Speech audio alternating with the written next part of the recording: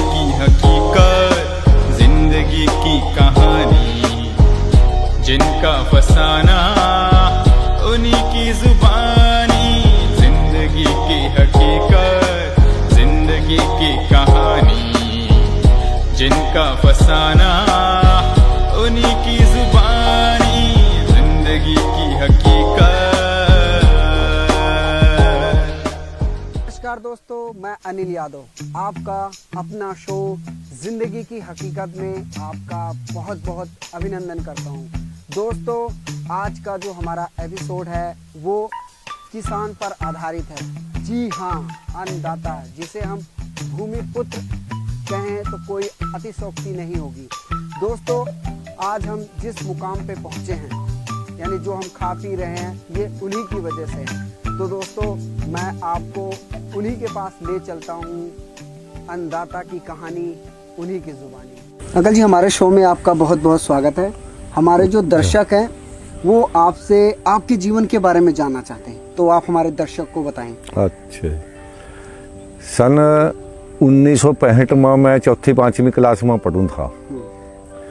तो उस टाइम हमारी पाकिस्तान के जब लड़ाई भी लगी तो यहाँ अन्न की बहुत कमी थी अपना, क्योंकि साधन नहीं थे, पानी का साधन नहीं था, मारो हुआ थी, मेहनत की खेती थी, जो भी था ना कोई खाद गिरा था ना कोई दवाई गिरा था है।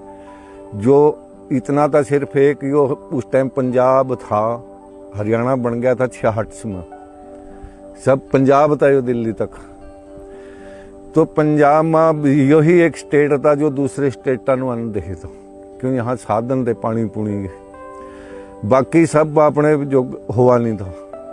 इस करके मानू बाहर ते अन्न मंगवाना पड़ा था। कभी अमेरिका ते आ गया, कभी कल्याण आएगी, कभी पीपी 18 आएगी, कभी 308 आएगी, ऐसे बीज बाहर ते लाने पड़े। तो 65 में जब लाल बहादुर शास्त्री हमारे प्रधानमंत्री बने न, तो उसने कहा भी एक दिन का व्रत रखो हफ्ते में। तो उन्हें अन्न की कमी पूरी करी, वे दूसरे पर निर्भर ना रहो, अपने बरो करो। तो उस टाइम मारू हुआ था, पानी के कोई साधन नहीं थे, तो मतलब खर्चा नहीं था, ना कोई दवाई गिरा था ना कोई मतलब उसमें खाद गिरा था, सब ऐन मतलब अच्छा खाना हुआ था। 2-3 फसला हुआ थी मारू, एक तो सरसों हुआ थी, चने हुआ थे, उसके में सरसों डाल देते, मसरी बोई थी, उसमें एक बेरड़ हुआ थी। तो आजकल क्या बेरड़ का पति नहीं भी बेरड़ चीज क्या थी, उसमें थोड़े चने मिलाएगा, कुछ कणक मिलाएगा, उनको बोई देते, उसको बेरड़ कहांदे। उसकी रोटी ना खाने में इतनी स्वाद लगा थी, क्यों वह कट्ठा पीस ज्यादा फुक्की हुआ थी बहुत है। तो फिर फिर एक सरसों है कि एक तारा मीरा कहाँ जिसको सू बोलते हम, मसरी चने ये हुआ थी। कोई ना खाद की जरूरत थी ना कोई पानी देता, मतलब खाना शुद्ध था। अच्छा, आज क्या, आज के उसमें भी सिर्फ 2 फसलों और मुखा, जो भी सब्जी हुआ वह सिर्फ रेतली जमीन में हुआ, जो दोमट ते रेतली हुआ। जो चिकनी या डाकर कहते हैं हम, उसमें यह फसल नहीं होती, जीरे और कणक। इस पर इतनी दवाइयाँ ना, ये भी है मेरा बरसेन बोया हुआ, आप यकीन नहीं मान लेंगे, पहला बिल्कुल भी कोई स्प्रे की लोड़ नहीं पड़ा थी। 2 स्प्रे से पहला मैं स्प्रे कर चुका, ये तीसरे की बारी है। सुंडियां नहीं मरदी, चाहे लू चलो चाहे कुछ हो। तो इस तरह भी मतलब ये खर्चा ज्यादा, आमदनी भी है, खर्चा ज्यादा। पहला सिर्फ मेहनती, मतलब जब भादवे का महीना आ जाता, परमात्मा उस टाइम दौड़ जाता, बरसात अच्छी हुआ थी। एक सिर्फ 65 में पहला काल पड़ा, इतना प्रधानमंत्री जवाहरलाल नेहरू रहा, मतलब कोई काल नहीं पड़ा, टाइम पर बारिश हुआ थी, टाइम पर सब कुछ होता रहा। पहले हना 1965 में पड़ा काल, यदि हमारी इसके पाकिस्तान की लड़ाई लग गई। उस टाइम आपकी एज क्या थी? उस टाइम मेरी एज थी 11-12 साल की। मैं 5वीं में पढ़ूँ था, 7-8 साल का तो चल वहीं स्कूल में जहाँ थे। असल में तो स्कूल नहीं था यहाँ, उस टाइम कोई स्कूल नहीं था। स्कूल के बारे में एक हमारा बंगाली आया 1947 में, डेरे में मंदिर में रहा था वह, उनने शिक्षा बहुत जोर दिया। उस टाइम हमारे जब देवराज आनंद MLA थे कैंट वाले, तो उसके उसकी अच्छी थी। एक डॉक्टर मुकर हुआ थे कैंट में, वो भी बंगाली थे। तो उनने शिक्षा पे इतना जोर दिया, खुद आप पढ़ाए हम, फिर मंजूर करवाया रहा, बिल्डिंग नहीं थी, फिर धर्मशाला में पढ़ाई।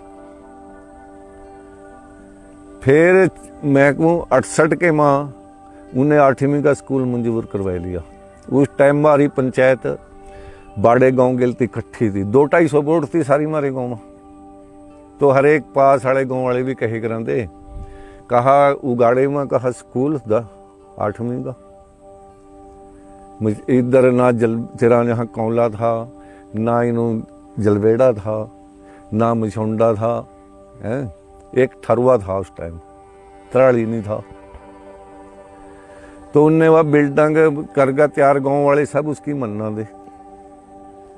उनने शाम लाट के 10 किले मतलब भट्ठे वाले मट्टी पर दे दिए, उसकी बुनियाद रख ली भी तो खोद ले समा दे। तो उनने मतलब 4-5 कमरे बनाए दिए, यदि उन्हें 10वीं का बनवा दिया।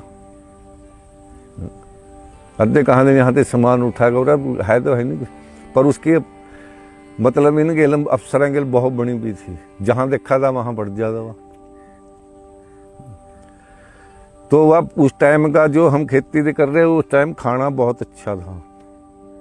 बेरड़ की रोटी, कणक तो बहुत कम हुआ थी, 4 चूरगा सगम ऐसा देखा। जो हमारे पा नौकर होंगे साझी होवे, वह कहे कराते उन्होंने बेरड़ तोल देंगे।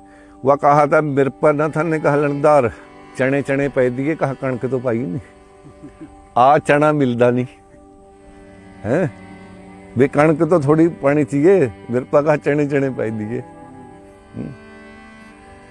तो खाना बड़ा हुआ था, कोई दवाई नहीं, कोई होर नहीं, ये ना तो दवाइयां में असर रहा, ना मेहनत नहीं आगा कोई करना चाहता। पहला जब तो पदवे में बारिश बंद हो जाती है, कभी असज में पड़ गया, जो जितना भी है सोना इन्हों बैग आना, मतलब कभी सुहागा कभी गिरडी 4 बजे ते आना, और वह मतलब इस तरह उसमें गिल रोक लेंगे, फिर उसी गिल में बोवाते इसमें बेरड़ बो दी, मछली बो दी, चने बो दिए। आप उस टाइम मतलब आप कितनी क्लास तक पढ़े हो? मैं मतलब 71 में मैं 10वीं करी। अच्छा जी। उसके बाद मैं स्कूल छोड़ दिया, सर्विस मिला थी करी नहीं, क्यों तनख्वाह नहीं थी। नहीं, उस टाइम तो मैंने सुना कि जैसे घर से ले जाते थे। घर से तो जब 1962 में हम छोटे हुआ थे, चीन के हमारी पहली लड़ाई लगी है, छोटे हुआ देखा थे, वह गाँव में धक्के ते ले जाते लोग लुकाते। उस टाइम बहुत उसमें होए भर्ती, जिसका नहीं था, नहीं जाना नहीं चाहते, कोई भी नहीं जाना चाहता, क्यों तनख्वाह नहीं थी। मैं ऐसा देखा भी जब सीजन आवा था ना, कणक की कटाई का या बेरड़ की या मछली का, यो रेलवे कॉलोनी हमारा जो इसमें मुलाजिम थे, वो सारे छुट्टी लेकर ना मतलब समेत परिवार अपनी कटाई कराते, दाने कर लेते अपने 6 महीने। यो था, क्यों था, क्यों तनख्वाह नहीं थी, उतनी गुजारा नहीं था। तो आज को भी मौका मिला था जैसे सरकारी नौकरी के लिए? सरकारी नौकरी जय कहीं फौज जहाँ थे ना करके नहीं जानते थे उस टाइम। हमारे पर 3-4 लग रहे का अपना काम कर लो, ये भी जहाँ ये भी नौकरी मिलती नहीं, क्यों 35-40 हजार के बिना तो तनख्वाह नहीं है। खेती में इतना ही उतनी नहीं, जो पहला बचत थी उतनी बचत नहीं है। ये भी सारे स्टेटा में अपने ते अपने योगदान हो गया, सकमा वाधू हो गया। यो 2 रुपये किलो चाहिए तो अन्न की बेकदरी हो रही सको, कोई बार रेट नहीं है उस टाइम का। तो मतलब कई बार हम न्यूज़ चैनल्स में वैसे भी सुनते हैं कि उस किसान ने खुदकुशी कर ली, तो मतलब क्या है रीजन, क्या आपको क्या लगता है? खुद के सी तो नहीं था पहला ना, मतलब जो कर्जा था ये तो बैंकों वा पहला बाणिया वा ते लही करन दे, अच्छा। जो मतलब साहूकार हुआ दे, तो उसका मुड़ा नहीं था। फसल नहीं हुई, ये भी जिस तरह कहते ने ओले पड़ गए या होर ईबगा ऐसा होया बे, मतलब कभी भी कणक नू तेला नहीं आवा था पहले समय, कभी भी तेले का तो मतलब वो नहीं था भी दवाई है स्प्रे, ये कणक नू भी तेला रहा, कभी पीला रत हुआ गया दे स्प्रे दे, जिनने कर लिया तो थोड़ा होगा, नहीं अद्या बना मारे नहीं। ईब ने खेती कर रहे थे पट्ठे वाले, 5-5 क्विंटल कणक निकली, और जो उसका खर्चा लावा है 1200 तो रुपये ले रहा कंपाइन वाला काटने के, 3000 रुपये ले रहा तूड़ी वाला, और जब वह बोईया उसमें 1200 रुपये का तो डाई का थैला गिरा है, 50 किलो बीज पाया, और फिर उसमें स्प्रे मंडूसी का, गुल्ली डंडे का, कहीं तेले का करगा, और बाही अपनी और पानी देना मिंत, तो उल्टा खर्चा नहीं होया, पूरा नहीं खर्चा हो रहा, सग में करा दे जरिया। पहला खर्चा नहीं था खेती पर, मिहनत करा दे, ये मिहनत नहीं उतनी करता, चाहे कोई छोटा जिम्मेदार है चाहे बड़ा, छोटा भी उसकी रीस करा पड़ेगी। तो आपके जैसे आपने स्कूल छोड़ा, 10वीं पढ़े, उसके बाद आपने पढ़ा नहीं, आपके हाँ खेती बाड़ी में लग गई, खेती बाड़ी में लग गई। हाँ हाँ। तो मतलब आपको कैसा लगता था, मतलब क्या होता था, एक कभी जहन में ऐसी बात आई कि मुझे भी सरकारी नौकरी करनी चाहिए? नहीं आई, यो नहीं आई, सरकारी नौकरी नहीं तो आई नहीं ना, परिवार वाले चाहते। अच्छा अच्छा। क्यों 2-3 हम मतलब पहला उन्होंने नौकरी नहीं कहते, सांझी कहे कराते हिस्से, जिस तरह मान ले भी किसी बा ट्रैक्टर और वाह हुआ उसके हिस्से लामाते, हड़ वाले के तो 5-6 हिस्सा होता, जो 7-8 एकड़ का मालिक का, जो उस पर खर्चा हुआ वह लिखा, और वह फसल बंडाते, मतलब 100 क्विंटल हो गए तो 20 क्विंटल उसनों है गए 5वें हिस्से में, तो जो बड़ा था जिम्मेदार उसका 20वां-25वां हुआ था, तो पैसा है नहीं था, जब कोई ब्याह शादी करना ना वह सांझी करा था, 400-500 रुपये वो एडवांस ले था पहला साल के, और 6 महीने बाद अपने दाने सारे बंडवा लेता, जो भी उन्होंने आए, चाहे 20 क्विंटल आए चाहे 10 आए, जो खर्चा कभी 5-10 रुपये लेने वाले लेता। से आपने आंखों देखा हाल देखा, जैसे 84 का दंगा था, मन है 84 के दंगा भी देखा, यूं तो 65 की लड़ाई भी देखी। हाँ। 65 में मैं 5वीं माहौल क्या था ये चीज? उस टाइम एक तो गाँव में बिल्कुल भी लाइट नहीं थी, ये 70-71 में आई, तो जब पाकिस्तान ने बम्बारमेंट कराया कैंट पर, बहुत ज्यादा बम गिरे, तो उस टाइम ब्लैक आउट कहते थे, मतलब बाहर आग ना बाड़ो भी, ऊपर दुश्मन का जहाज देख लेगा, बीड़ी ना पियो बाहर, अंदर लुक्का पियो, क्यों ऊपर से चमकाएगी खाओ। तो उसके बाद फिर 70-71 में हुई, 1965 में ऐसा होया, मतलब गाँव में भी मोर्चे पाड़ लिए थे, जब सायरन बजा था ना बुल्ला था वह खतरे का, तो उसमें खड्डे में गिर जाते सारे, फिर जहाज जावा था, फिर ने अपनी मजाइल ला छोड़ा दे सुपर, अद्धे लोग न्यू कहां भी वो गाँव ना फूक दे वह आवाती चल, क्यों पता नहीं था इतना है, क्यों कैंट के पास हमारा गांव बिल्कुल खाली हो गया था, कैंट बिल्कुल खाली हो गया था, जो मतलब ने डंगर रख रहे हैं ले ले, गुवाले ले ले, या ने अरहुज जो आए यहाँ सब अदड़े पो बेच का बग्गे थे, भी पता नहीं क्या हुआ। जब 70-71 में हुई, फिर नहीं कोई डरा, फिर तो उसने एक आलू वाले खेत में यहाँ सा पर 10-12 बम गिरे, क्यों वहां वह पानी दे रहा था रात में जिम्मेदार, उन्हें बीड़ी ला रखी थी और चलना चमका ने वहां दे वही बम दे वही, पर चले आए कि नहीं, खड्डे खोद दिए थे बहुत।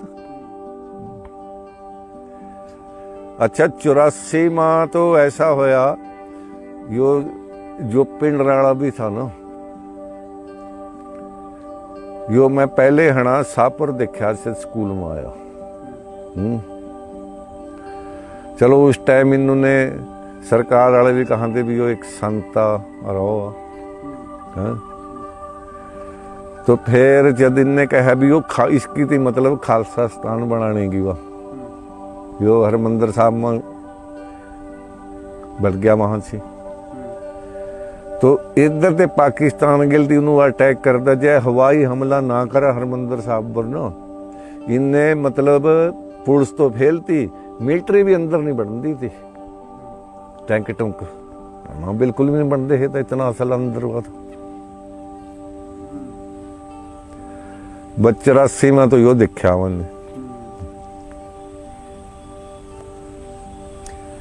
आजकल जैसे खेतों में अब जैसे अभी आप बता रहे थे कि कोई खेती नहीं करना चाहता है। हाँ इससे सब चला इस बार जड़ नहीं पर रहा कोई मजदूरी पर जा कहा भी पहला नहीं पूछेगा क्या काम हो काम का तेन पति भी खेती बाड़ी का हमारा ना खड़ा नहीं आता ना करागा।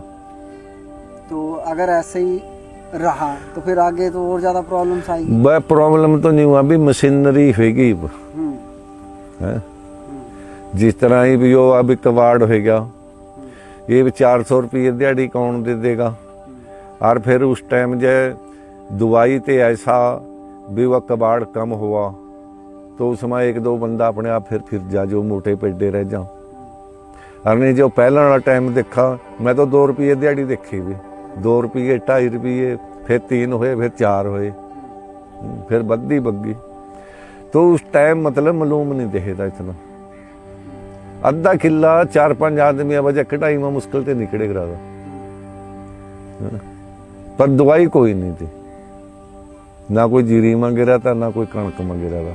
इसमें मारू में तो क्या गिरना मछली मुसरी में ये बीमारियों बहुत आवा फसल। आपने हमारे लिए बहुत कीमती वक्त निकाला उसके लिए आपका बहुत बहुत धन्यवाद। दोस्तों आप हमारे साथ बने रहिएगा। नेक्स्ट टाइम मैं फिर हाजिर होऊंगा एक नई कहानी के साथ। अभी आपने सुनी जो कहानी अन्नदाता की जुबानी तो आप हमेशा हमारा शो देखते रहिए। अगली बार हम फिर हाजिर होते हैं तब तक के लिए नमस्कार।